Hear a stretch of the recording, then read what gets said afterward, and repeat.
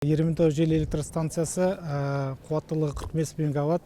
Егер салыстырмалы түрде айтсақ, жылына 100 мың тонна көмірді үнемдеуге мүмкіншілік береді. Біздің осы станцияда орнатылған қондырғыларымыз неміс қондырғылары, фурландер деп аталады.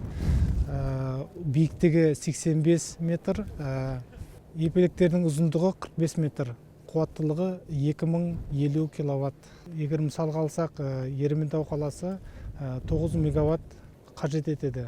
Біздің станциямыздың жобалық қуаттылығы 45 мегаватт. Станцияда орнатылған қондырғылар 3 метр секундына 3 метр желдің жылдамдығынан 25 метр жылдамдыққа дейін жұмыс істей алады. Қондырғылар автоматты түрде қосылады, және де автоматты түрде керек жағдайда тоқтатылады. Біздің жел электр станция толықтай автоматтандырылған. Ендігі мақсатымыз осы жел электр станциясын ары қарай үлкейту мақсатымыз, және де осы Ерейментау маңайында екінші жел электр станциясы Самұрық Энерго жоспарларында бар. Оның қуаты 50 мегаватт болмақ.